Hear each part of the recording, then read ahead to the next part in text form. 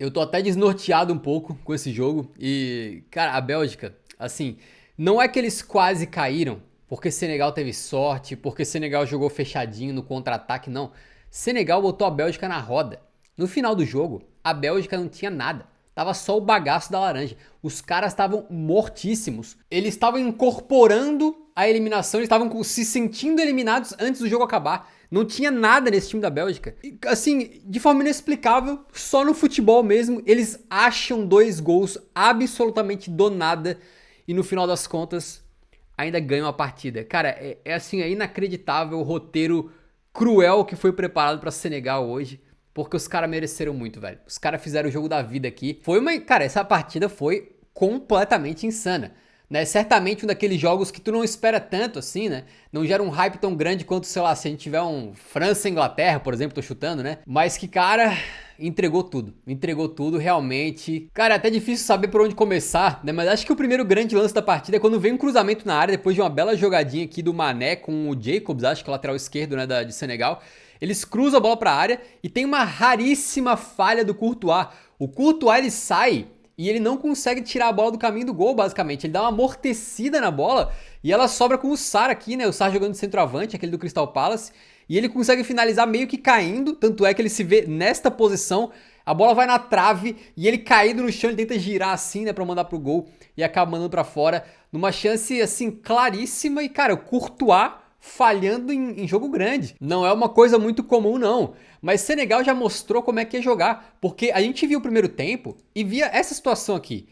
Cara, a Bélgica pode não ter feito uma grande Copa do Mundo em geral, mas no segundo jogo, por exemplo, quando eles param no Irã e o goleiro do Irã é o melhor em campo, né? A Bélgica não foi tão bem, mas eles jogaram com a bola, futebol propositivo. No terceiro jogo, quando eles amassam a Nova Zelândia, eles jogam com a bola, eles fazem o jogo acontecer. E hoje, então, foi uma surpresa a gente ver que quem tava jogando era Senegal e quem tava saindo em contra-ataque era a Bélgica. Certamente não era algo que eu imaginava. E o pior de tudo é que a Bélgica não tava conseguindo fazer grandes contra-ataques, né? Mas tu pode ver esse lance aqui, 20 do primeiro tempo. Jogo 0 a 0 e o Doku puxando um contra-ataque aqui, né, com o Decatelere e o De Bruyne. Então, quando sai o gol de Senegal, não foi um acidente, não foi um contra-ataque casual, né? Foi um time que estava merecendo, jogando, pressionando a Bélgica e fez o gol aí com muito mérito. Vem mais uma jogada pela esquerda aqui, depois de Senegal ficar mocota com a bola, cara. Posse de bola, os caras trocando passes, tentando abrir um espaço. E quando conseguiram, veio o Sadio Mané, que assim, não é mais aquele Mané, obviamente, né? Hoje ele não fez uma partida brilhante, na minha modesta opinião,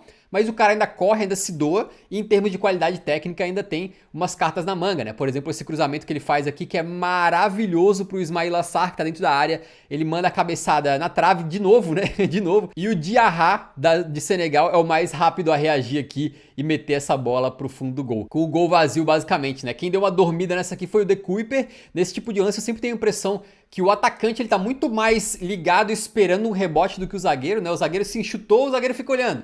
Daí só quando bate a bola na trave que ele reage. Enquanto o atacante muitas vezes ele já tá correndo, porque ele sabe que a possibilidade de rebote ou de bola na trave, alguma coisa assim, é grande, né?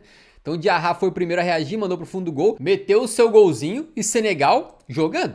Olha que mais uma jogadinha bonita. Daí vem o Sadio Mané, tabela com alguém ali, ele entra na área, né? Mais uma chance de gol para Senegal com jogadinha bem criada, bem trabalhada. Quando chega no final do primeiro tempo, tem uma chancezinha aqui para Bélgica, né? Uma bola que o Kevin De Bruyne mata no peito e abre aqui no Jeremy Doku. Vocês podem ver que o Doku já tá pela direita, né? Porque ele tava jogando na esquerda, o Trossard na direita, não tava funcionando. Aí o Rudi Garcia trocou os dois de lado e continua não funcionando. Mas ele vai cruzar pra área, a bola desvia e vai em direção ao gol, o goleiro acaba pegando ali, né? Depois tem essa bomba do De Kuyper de direita de fora da área, que o goleirão faz uma baita defesaça também. Mas, em geral, é um jogo de Senegal bastante superior, em que a Bélgica não criou muito, né?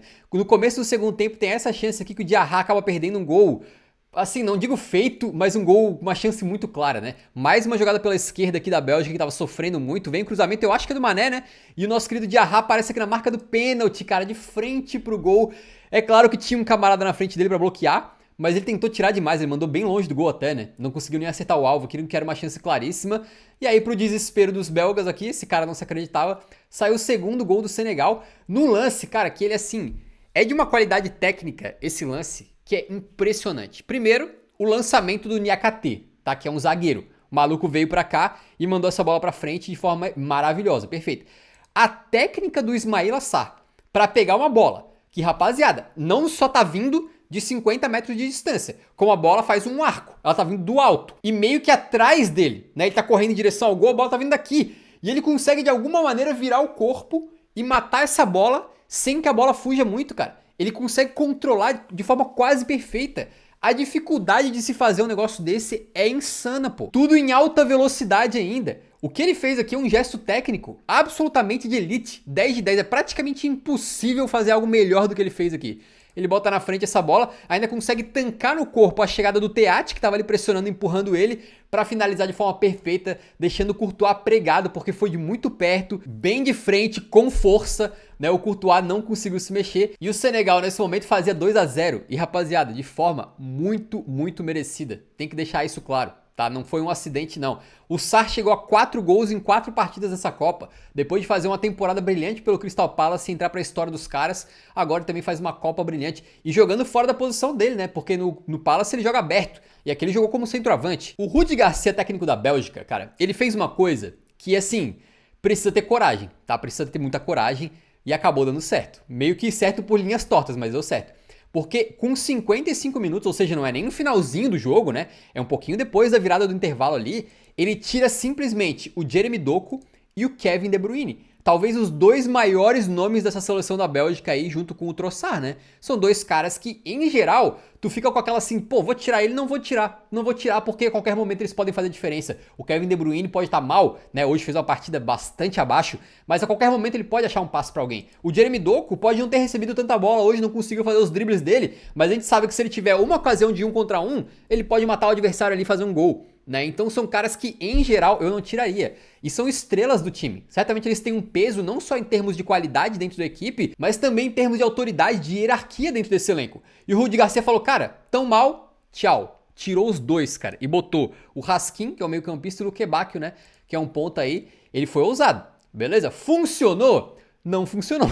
E deixa me explicar antes que eu pareça um insano, né? Porque o Luque Bacchio, por exemplo, tem uma chance aqui em que ele puxa pra dentro e manda muito perto do ângulo, essa bola passou tinindo ali, né? Mas, em geral, quando chegou nesse momento do jogo aqui, rapaziada, o jogo tava morto. Senegal tava atacando mais do que a Bélgica, e a Bélgica nervosíssima, perdendo a bola fácil e sem conseguir criar nada. Nesse momento, a Bélgica estava derrotada. Os caras eram a pura eliminação em forma de jogadores. Os caras eram um navio naufragado já. Era o Titanic que tava só a pontinha pra fora da água, assim, tá me entendendo? Não tinha mais nada nessa Bélgica. Era um esqueleto de uma equipe dentro de campo. Se alguém chegasse nesse momento e falasse pra mim, cara, a Bélgica vai virar esse jogo, eu ia dar uma gargalhada, cara. Porque a Bélgica não tinha nada ali, não tinha sobrado nenhuma gota de suco nessa laranja. E foi aí que apareceu ele, né, rapaziada? Lukaku, um dos grandes nomes dessa Copa do Mundo, porque ele, assim, talvez poucos jogadores tenham alternado tanto entre momentos de brilho e momentos de um jogo horroroso, né? Ele entra bem na Copa do Mundo, força um gol contra,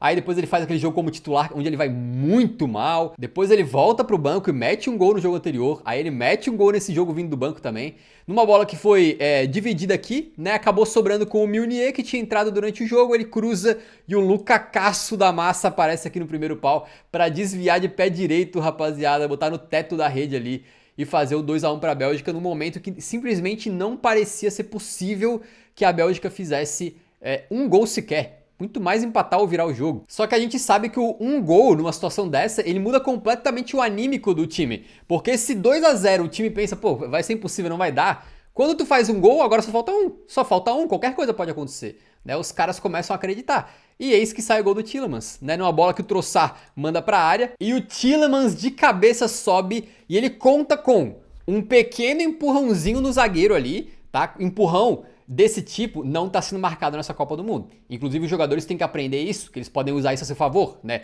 Muito empurrãozinho, jogo de corpo meio que nas costas assim, puxada de camisa. Tem muita coisa que os juízes estão deixando passar. Né? Aqui eu não consegui ver o replay com detalhes para saber qual que é a força do empurrão, me pareceu pouco, mas que tem um empurrãozinho, acho que tem. E aí o goleirão de Senegal, o Dial, saiu muito mal aqui, e o Tielemans, que não é um cara alto, cara, eu diria que ele tem menos de 1,80m, 1,76m, ele é mais baixinho que eu, pô. Doideira, né? Ele subiu ali, ganhou essa de cabeça, é inacreditável, e conseguiu fazer esse gol, já assim numa reta final que Não parecia que ia ser possível, cara. Agora, um detalhe insano desse gol é que é uma assistência perfeita do Trossard para um gol maravilhoso de cabeça do Tielemans, sendo que coisa de 10, 15 minutos antes, quando teve a pausa para hidratação, o time da Bélgica estava tão disfuncional que eles estavam tretando um com o outro, cara. Literalmente eles estavam batendo boca aqui, né? E o Lukaku afastando eles, cara, porque o negócio estava ficando quente mesmo.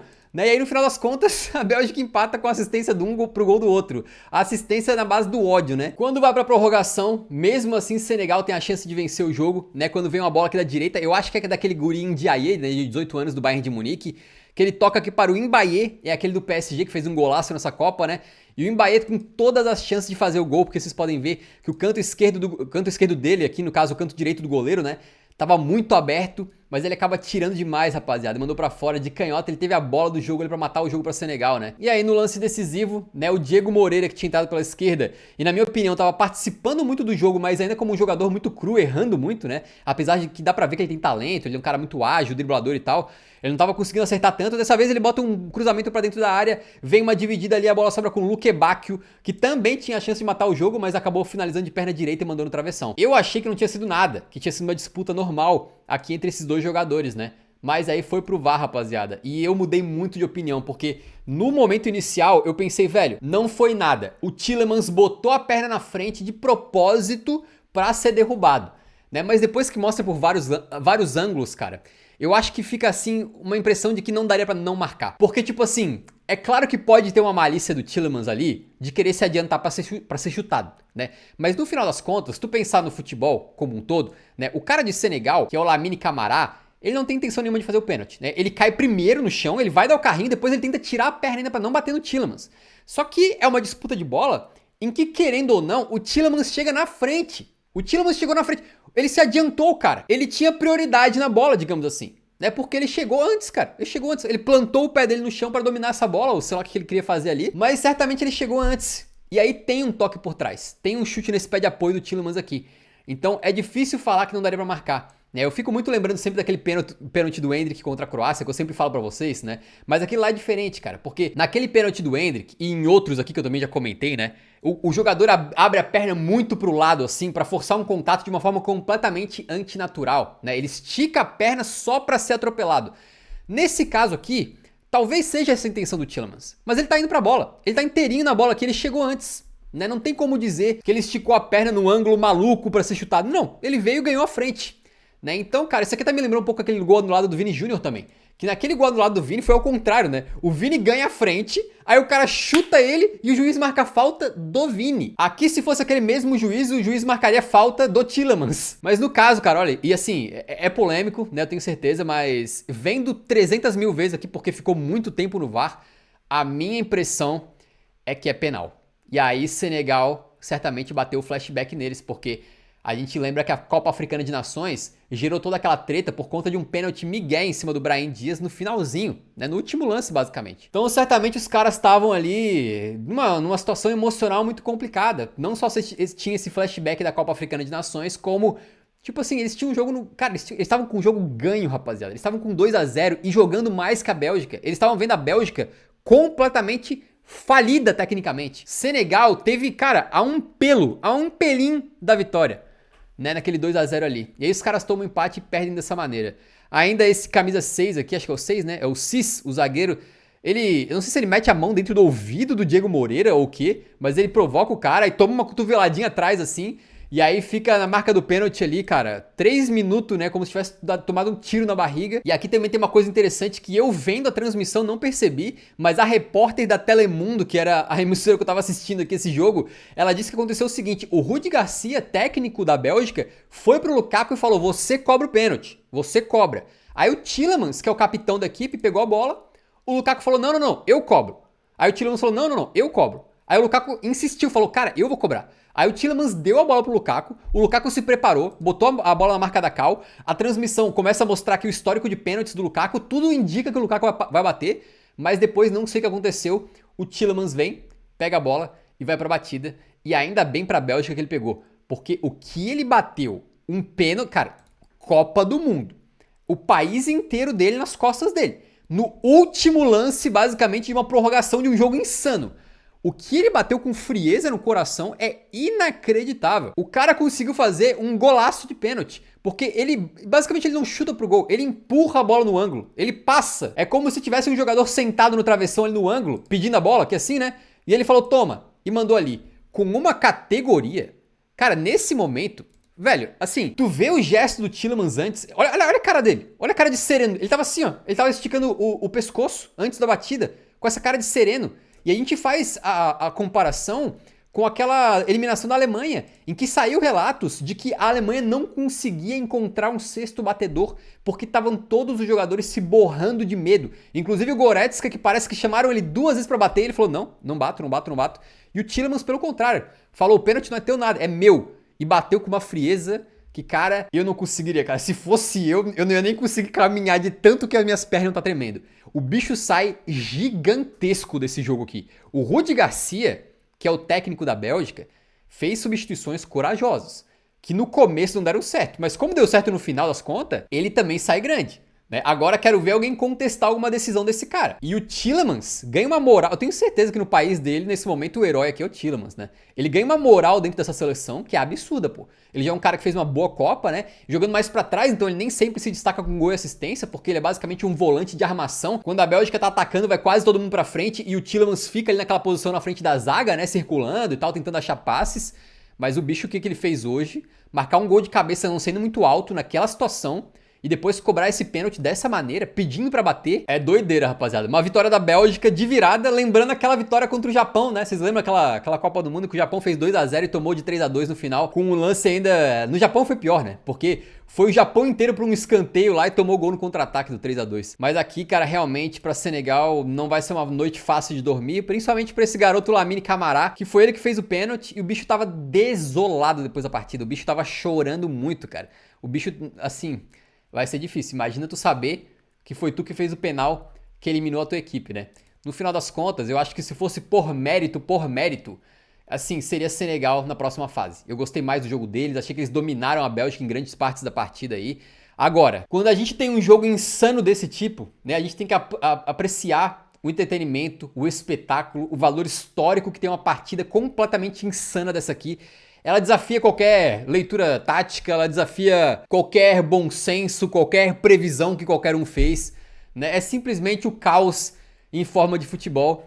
E é por causa de partidas dessa aqui, muitas vezes, que a gente ama esse esporte que, olha, pode ser cruel, né? Pode ser cruel e Senegal sentiu isso aí hoje no sangue. A Bélgica passou para pegar Bósnia ou Estados Unidos, né? Eu não sei quem vai passar. Se a Bélgica pegar a Bósnia, creio que eles são amplamente favoritos. Se pegar os Estados Unidos, cara, os Estados Unidos é uma surpresa dessa Copa, né? Estão jogando muito bem. Então acho que pode ser jogo mais difícil, mas ainda assim creio que a Bélgica tem favoritismo, né? Hoje a gente viu uma Bélgica que não foi das melhores e sabe-se lá como conseguiu ganhar esse jogo. Então os caras têm muita experiência, alguns jogadores ali. Eu acredito que não importa quem vai vir de Estados Unidos e Bósnia, vai acabar caindo pra Bélgica. Mas assim, não vai ser fácil, porque se a Bélgica jogar esse futebolzinho de hoje aí, tem chance de cair também, né? Obviamente. Que insanidade, né, rapaziada? Se você não for inscrito no canal ainda, se inscreva pra acompanhar a Copa do Mundo com a gente aqui, fechou?